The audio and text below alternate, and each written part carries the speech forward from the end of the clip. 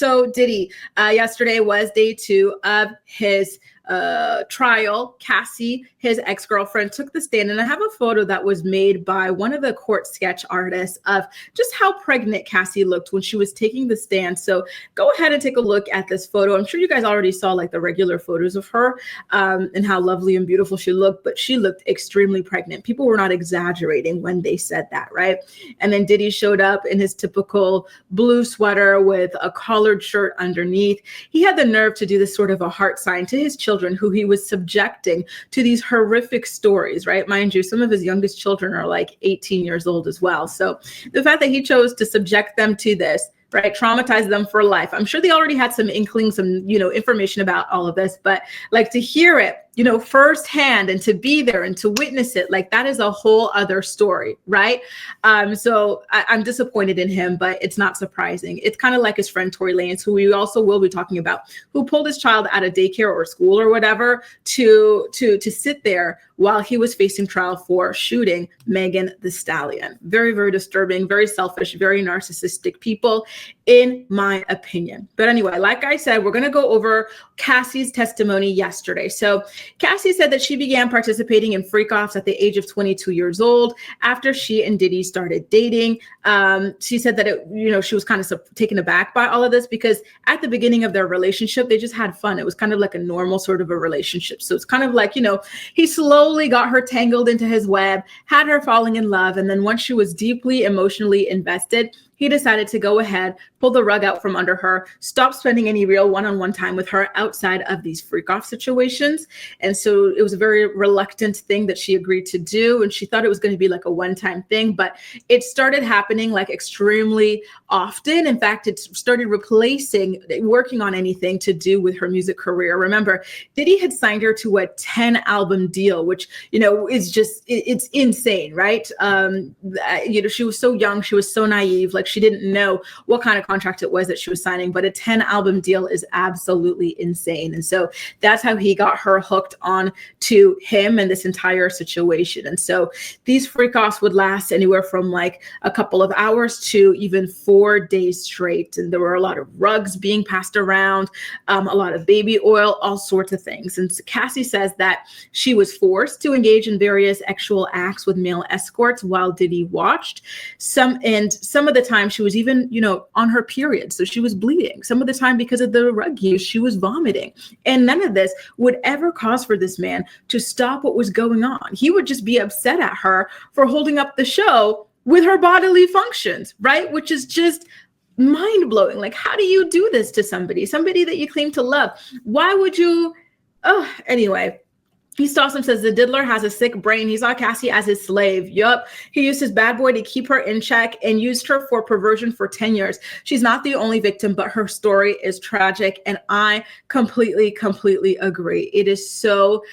It's horrific. The details that I'm hearing every time, there's a new story that comes out, a new testimony that comes out. I am truly horrified by the evil, sick, and twisted mind that this man had, right? And so he also had her going on Craigslist and whatnot to find these people. And we learned on day 1 that he had them urinating into her mouth and whatnot. Random people from Craigslist, you guys, right? Very crazy. And so, and I have to say, to be honest, I am amazed that I feel like if I were in this situation, I would just be so like traumatized. Like, I don't know how I would ever be able to like sleep with anybody ever again. You know what I mean? Like, I cannot imagine the level of trauma that Cassie still has to deal with to this day because of this 10 years of systemic abuse.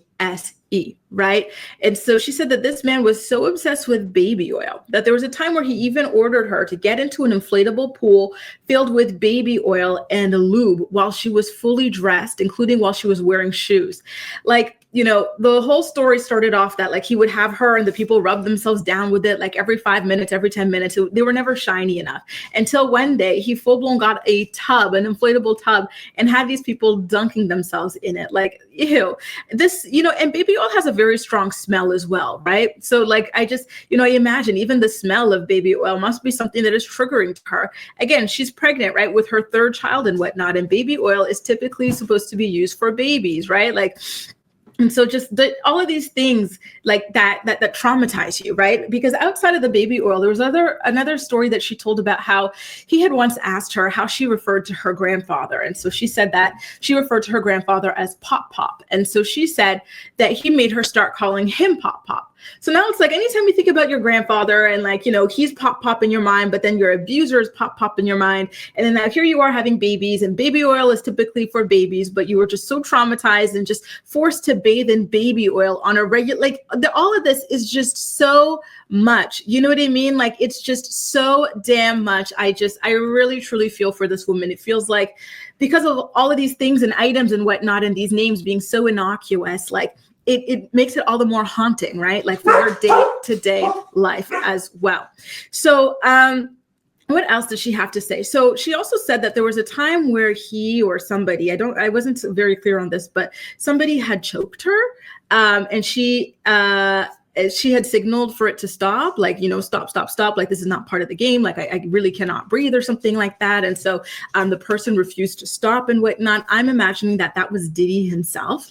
And then she also talked a little bit about like the psychological toll that all of this took on her and the rug use as well, right? And so she said that it really felt like these freak offs became a full-time job. And that really is what it was, right? He was lying. He was tricking her. He was preying on her. He was fooling her when he got her that record deal. It wasn't a real record deal, right?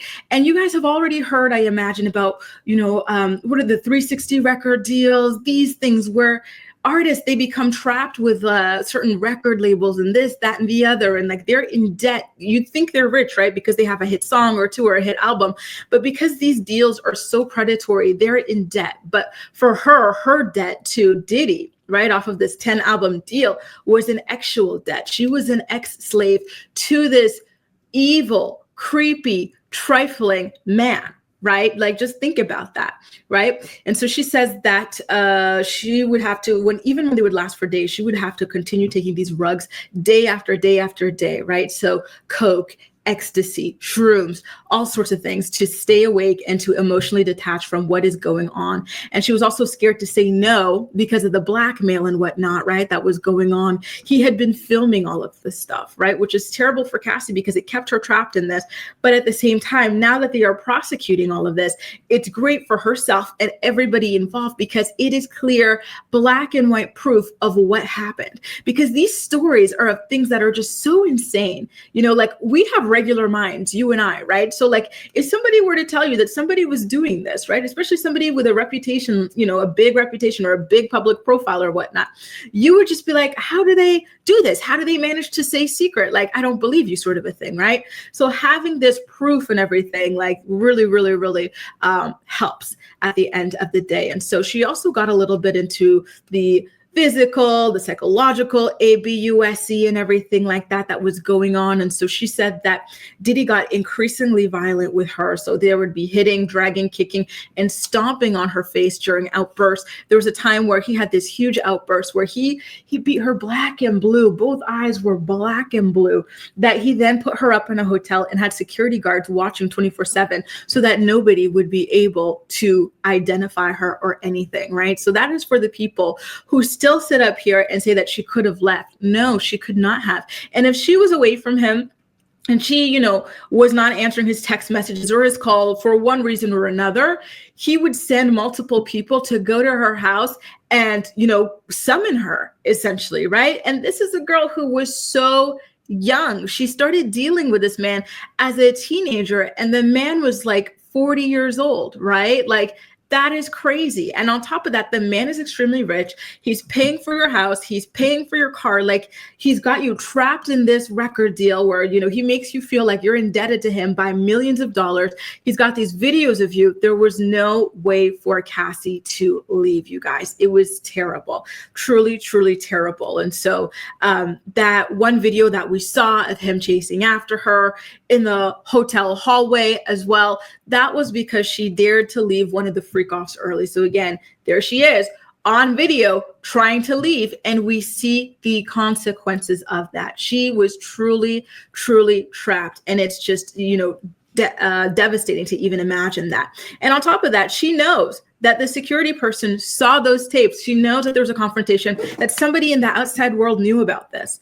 And so that person, right, the hotel, everything, they let her down. They did not rescue her. They did not save her. They did not call the police. They did not mediate. So that only further enforces in her mind as a victim that this man is untouchable and that there is no way out for her, right? Like, I just cannot imagine. And I'm still so upset about the people who had access to this footage, who saw this footage and chose to do nothing. The hotel has since been closed down. However, I wish it were still open just so that she and everybody else could sue the hell out of them so that they could be investigated, because that is incredibly shameful. Hotels, airports, nightclubs, all sorts of places like this, they need to be on high alert for human trafficking.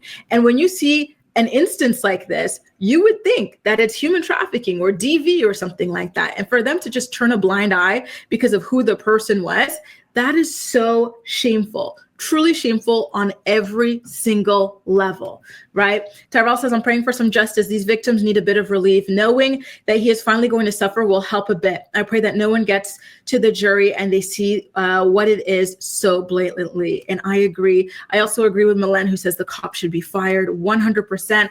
Elle says, Bree, her current husband, who was her trainer at the time, helped her to escape. Exactly. So for those of you wondering how Cassie managed to get out, her husband was hired by Diddy to be her personal trainer. Remember, Diddy wanted her in tip-top shape for these freak-offs and whatnot, right? And so he hired Alex Fine, and then Alex, he was seeing what was going on. He said, absolutely freaking not on my watch. And he swooped in and he saved this woman's life. Like, he is an absolute godsend, truly. East Austin says Diddy's attorneys are okay with the tapes being shared with the press. The whole thing is sick. Diddy's attorneys are abusing her psychologically in the present day. His former 19-year-old employee's ex-tape, right? And like, their argument still is that all of this was consensual. The government is just trying to get involved in like what he does in his private life, in his bedroom and whatnot. Like, they're really trying to make it seem like, it's nothing. But at the end of the day, hearing even the escort saying that they witnessed Diddy beating Cassie, on what world is that just regular intimacy, right? On what world is that legal? These people who were being paid very handsomely for their time to engage with her, intimately, they were turning it down because they were so uncomfortable watching this woman be abused.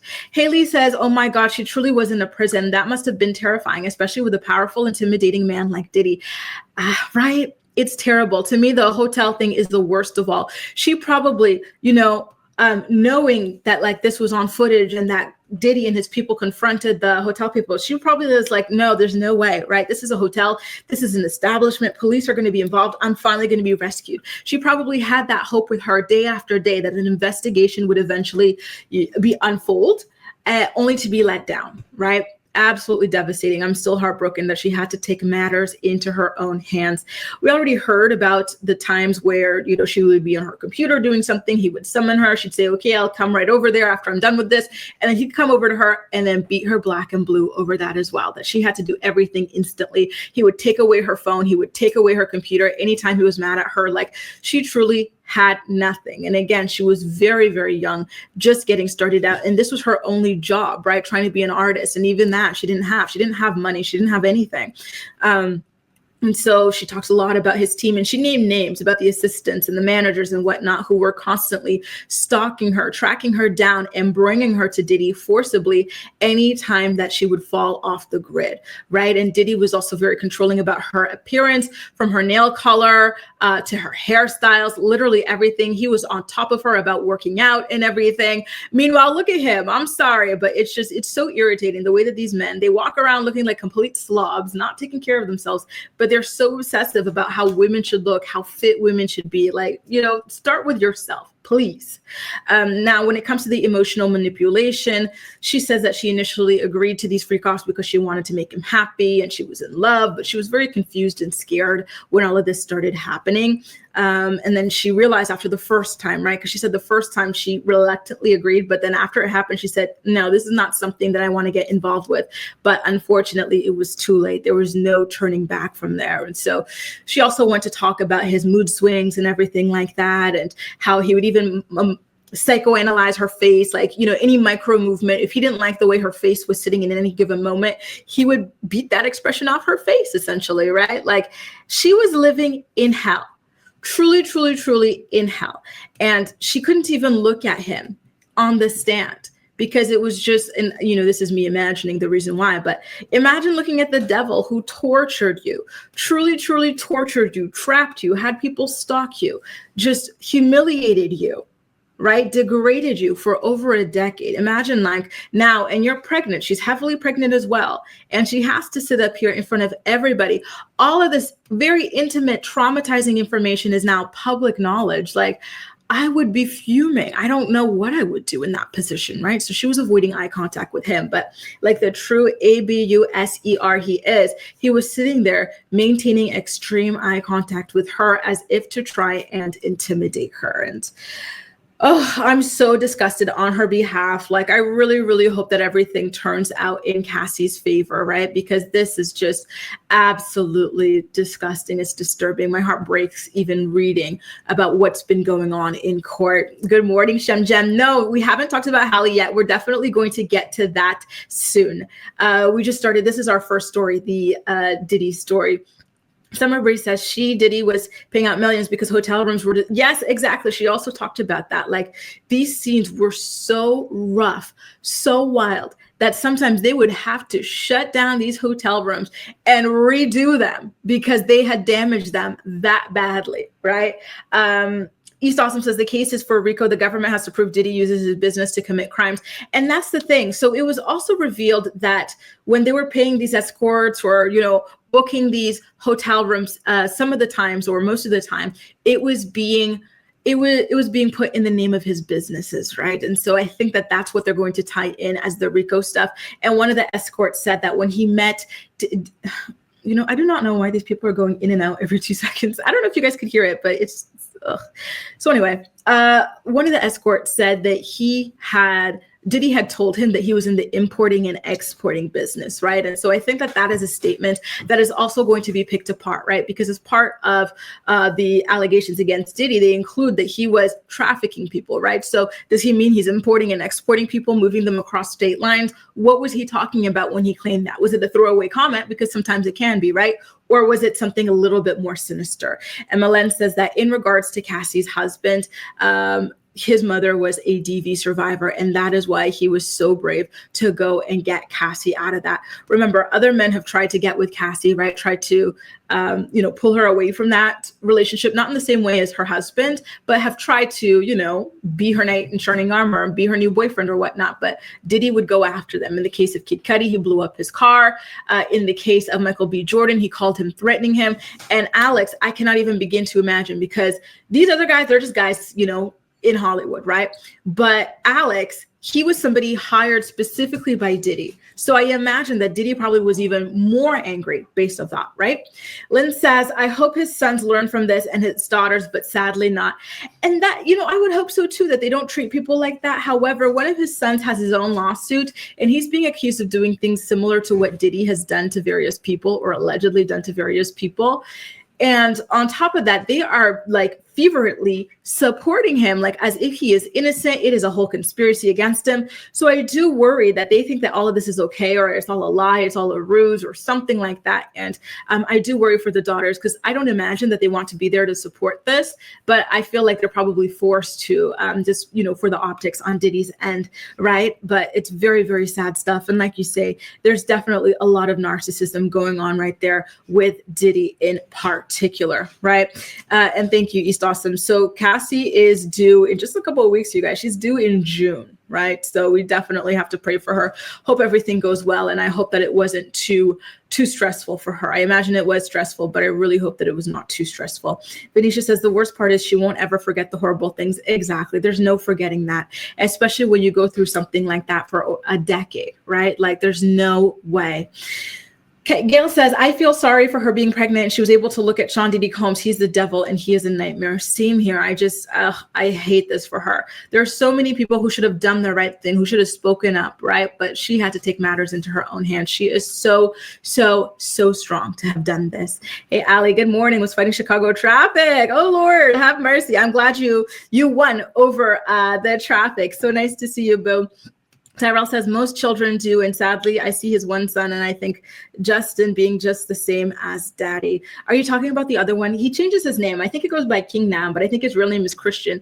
Isn't he the one with the lawsuit against him? I think he's the one, and he like cosplays as Diddy and everything. So it makes me very nervous. And like Venetia says, the children aren't very much brainwashed by him. But hopefully, now that they're seeing him, rotting behind bars and everything, now that they're seeing the public humiliation that he's going through, everybody judging him, scrutinizing him, and detesting him, I hope that it steers them away from going down the same path. Now, I have to tell you guys one last thing about this Diddy story before we move on. The Bible. Y'all, Diddy, like your typical abuser, all of a freaking sudden, now that he's being made to pay for his crimes or answer to his crimes or his alleged crimes, he is sitting around in court reading a damn Bible. Yes, he's really hoping that people are stupid enough, people are naive enough, that him opening up a Bible for the first time in his life is going to make them go, oh no, like he's completely changed. He would never do this again. Look at him. He read a Bible.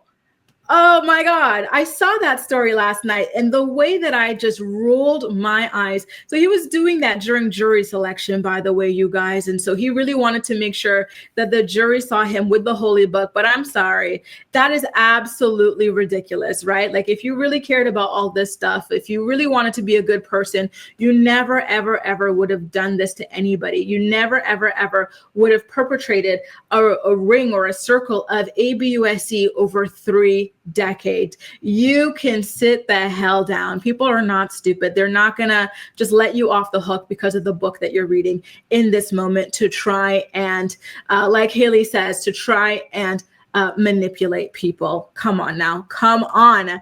Carly says Jesus doesn't want to be brought into this mess. I'm sure. Exactly. Leave Jesus out of it. Leave religion out of it. Like this is between you and your alleged victims. Okay.